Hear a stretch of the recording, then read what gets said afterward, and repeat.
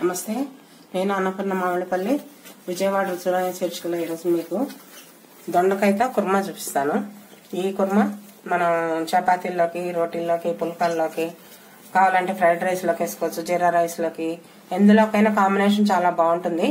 అందుకని ఈరోజు మీకు చూపిద్దాం అనుకుంటున్నాను. ఇదిగోండి, దొండకాయలు ఇలా 4 పక్షాలుగా మనం గుత్తంకాయ తరుక్కున్నట్టుగా తరుక్కోవాలి. మొత్తం కాయలన్నీ అలా తరిగేసుకోండి. తర్వాత దీంట్లోకి ఉల్లిపాయల పేస్ట్ ఒకటి, పెద్ద మామూలు ఆనియన్ పేస్ట్ అన్నమాట. మీడియం సైజు ఉల్లిపాయను తీసుకొని పేస్ట్ చేసుకోండి. అంటే ముక్కలుగా వేసుకోవచ్చు కూరలో, కానీ ఏంటంటే ఈ టమాటా ముక్కలు, ఆనియన్ ముక్కలు ఇవన్నీ ఉడకటం టైం వేస్ట్, ఎక్కువ టైం పడుతుంది. అందుకని తొందరగా పేస్ట్ అయితే తొందరగా అయిపోతుంది కదా అని చెప్పేసి పేస్ట్ గా చేసుకుంటాను నేను. ఆనియన్ పేస్ట్, అలాగే టమాటా పేస్ట్, అలాగే గరం మసాలా పేస్ట్, కొంచెంగా చింతపండు రసం, ఒక 2-3 టేబుల్ స్పూన్స్ నిమ్మకాయ రసం, అలాగే ఫ్లేవర్ కోసం ఒక పలావాకు, పచ్చిమిరపకాయలు, కసూరి మేతి, కొత్తిమీర, ఉప్పు, కారం ఇవన్నీ వేసి మనం ఇప్పుడు ఈ కర్రీని మనం తయారు చేసుకుందాం. ముందుగా బాండీలో నూనె పోసి ఈ దొండకాయలు మనం ఫ్రై చేద్దాం. ఈ మసాలా పేస్ట్ లో నేను ఒక 1 ఇంచ్ అల్లం ముక్క, ఒక 5-6 వెల్లుల్లిపాయ రబ్బలు, 1 స్పూను ధనియాలు, ఒక 1/2 స్పూన్ జీలకర్ర, ఒక 4 లవంగాలు, 4 యాలక్కాయలు, ఒక చిన్నది ఒక 1 ఇంచ్ దాల్చిన చెక్క ముక్క, ఒక 1/4 స్పూన్ గసగసాలు వేసుకున్నాను. వీటిల్ని బాగా గ్రైండ్ చేసి మెత్తగా పేస్ట్ లాగా చేసుకున్నాను. మెయిన్ గా ఈ కూరకి దేనికైనా ప్రాణం ఈ మసాలా ముద్దే కావాలి. దీంతోనే ఆ ఫ్లేవర్ బాగా వస్తుంది అనమాట. ఇదిగో ఇప్పుడు మనం ముందుగా మన దొండకాయలు వేయించుకుందాం.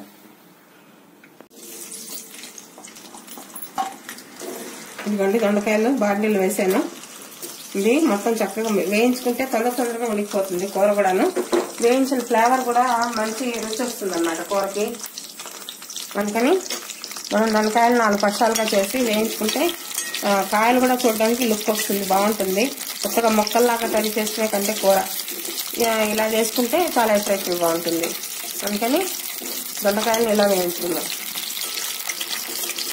ఇదిగోండి, దొండకాయలు ఫ్రై అయిపోయాయి, చూసారు కదా, కలర్ మారిపోయి చక్కగా మెత్తగా వేగిపోయాయి. దీంట్లోకి మనం కొంచెంగా, అంటే ముందే ఉప్పు వేసుకోకపోతే మనకి కొంచెం ఉప్పు పట్టదు కూర తిన్నప్పుడు. దొండకాయలు అలా టేస్ట్లెస్ గా ఉంటాయి అనమాట ఉప్పు పట్టకుండా. కానీ ముందు మనం ఇప్పుడు ఈ స్టేజ్ లో దానికి కొంచెంగా ఒక చిటికెడు ఉప్పు కనుక చల్లి కనుక పక్కన పెట్టామంటే మనం కూర మొత్తం ప్రిపేర్ చేసి దాన్ని యాడ్ చేసే టైంకి అది చక్కగా ఉప్పు పట్టి తయారవుతుంది. ఇప్పుడు నెక్స్ట్ మనం బాండీలో ఆయిల్లోకి, దీనికి కొంచెం ఈ కూరకు ఆయిల్ కూడా కొంచెం ఎక్కువే పడుతుంది. ఆయిల్లోకి మనం ఒక పలావాకు వేసుకుందాము. అలాగే కట్ చేసిన పచ్చిమిర్చి, ఒక 3 పచ్చిమిరపకాయలు తీసుకున్నాను. ఆ పచ్చిమిర్చి వేసుకున్నాను.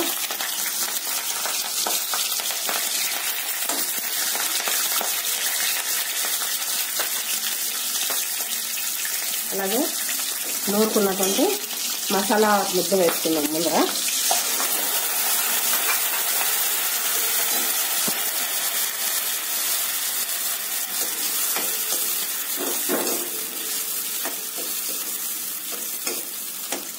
కొంచెం పచ్చివాసన పోయిన తర్వాత మనం దీంట్లోకి ఉల్లిపాయ పేస్ట్ వేసుకున్నాం. ఉల్లిపాయ పేస్ట్ వేసుకుంటే గబగబా వేగిపోతుంది.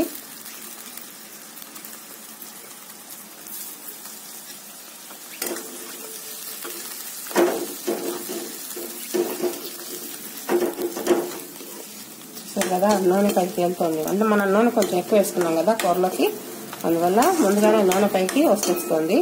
దాంట్లోకి మనం మసాలా ముద్ద, టమాటా, ఆనియన్ పేస్ట్ వేసుకున్నాం కనుక మనం దాంట్లోకి టమాటా జ్యూస్ కూడా వేసుకున్నాం. ఇవి 3 టమాటాలు, మనం మీడియం సైజ్ టమాటాలు గుజ్జుగా చేసుకున్నాను నేను మిక్సీలో వేసుకొని. ఒక ఆనియన్, ఒక 3 టమాటాలు, కావాల్సిన గరం మసాలాకు కావాల్సిన దినుసులతో మసాలా రుబ్బుకున్నాను. ఇవి కొంచెం పచ్చివాసన పోయేలాగా ఉడకనిద్దాము. ఉడికిన తర్వాత మనం దీనికి మిగిలినవి యాడ్ చేసుకుందాం. గ్రేవీతో ఉన్నటువంటి గుత్తి దొండకాయ ఫ్రై చాలా బాగుంటుంది. ఈ గ్రేవీ అన్నిట్లోకి నంచుకోవడానికి బాగుంటుంది. ఎందులో నంచుకున్నా కూడా మంచి ఫ్లేవర్తో చక్కగా గుమ్మలాడుతూ ఉంటుంది అన్నమాట. అందుకని మీరు ఒకవేళ చేసుకున్నా ఆ రోజుకే తినక్కర్లేదు, కొంచెం కావాలంటే తీసి బాక్స్లో పెట్టి ఫ్రిడ్జ్ లో పెట్టుకుంటే మర్నాడు మరో ఐటెం చేసుకున్నారు అనుకోండి, దాంట్లో కూడా ఇది ఉపయోగిస్తుంది. అది కూడా తినొచ్చు అనమాట. ఇవాళ మనం చేసుకునే రొట్టెలు చపాతీలు లాగానే రేపు ఏదైనా రైస్ చేసుకున్నారనుకోండి, ఆ రైస్ లో కూడా ఉపయోగిస్తుంది. అందుకని కొంచెం సేపు ఉడకనిద్దాం. మనం గ్రేవీలోకి ఒక 1/4 స్పూన్ పసుపు వేసుకుందాం. తర్వాత మనం ఉప్పు సరిపడాక ఉప్పు వేసుకుందాం. అంటే ఇప్పుడు దొండకాయల్లో లైట్ గా కొంచెం వేసాం కదా, అందుకని దొండకాయకి ఉప్పు అక్కర్లేదు. మనం చేసేటువంటి గ్రేవీ మిక్సీలో వేసుకునే దాన్ని మాత్రమే మనం చేసుకోవచ్చు అన్నమాట. అలాగే 1 స్పూన్ కారం వేసుకుందాం. ఇవన్నీ చక్కగా కలుపుకోండి. ఒక పక్కన గ్రేవీ ఉడుకుతూ ఉంటుంది, మనం అన్నీ దీనికి యాడ్ చేసుకొని తయారు చేసుకోవచ్చు. ఆటోమేటిక్గా అది అంతా తయారైపోతుంది.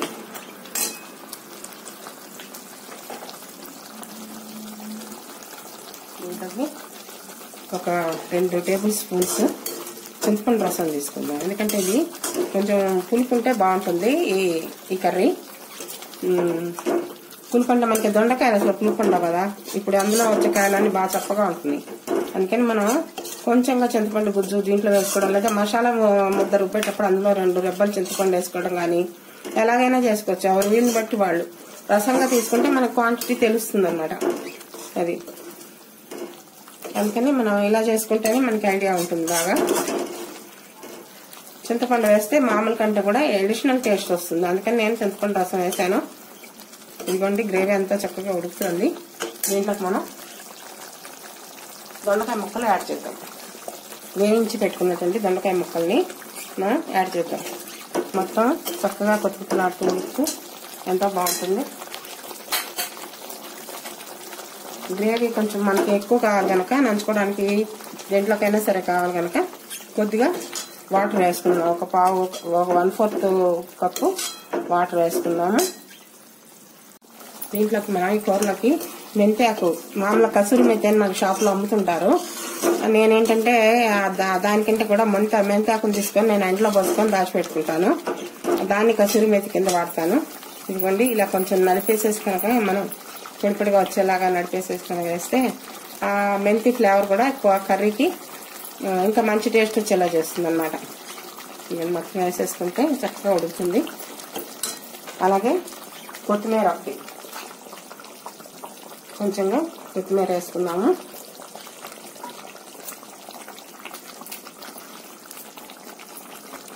కట్ చేసి వేసుకోవచ్చు, చిన్న చిన్న ముక్కలుగా తింటే వేసేసుకోవచ్చు కొత్తిమీర. దీంట్లో చాలా ఇంగ్రీడియంట్స్ పడ్డాయి. వీటన్నిటి వల్ల ఆ ఫ్లేవర్ ఇంకా ఇంకా రుచిగా ఉంటుంది. మనం ఈ స్టేజ్లో దీనికి మనము కుర్మా కనుక ఒక 1 స్పూన్ పెరుగు కూడా యాడ్ చేసుకుందాం.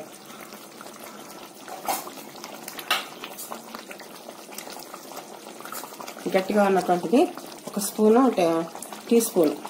టేబుల్ స్పూన్ కాదు, 1 టీ స్పూన్ పెరుగు యాడ్ చేసుకున్నాం. ఎందుకంటే జనరల్గా కుర్మాకి పెరుగు ఉంటే బాగుంటుంది, రుచిగా ఉంటుంది.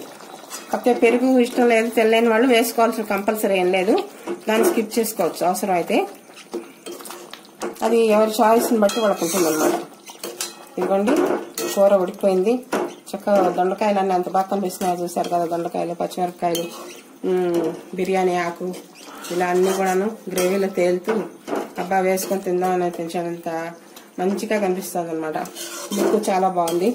టేస్ట్ అంతకంటే ఇంకా బాగుంటుంది. మనం ఇది స్టవ్ ఆపేసేయచ్చు.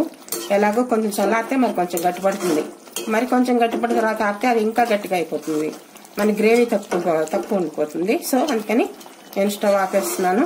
మనం సర్వింగ్ బౌల్లోకి కర్రీని తీసుకుందాం.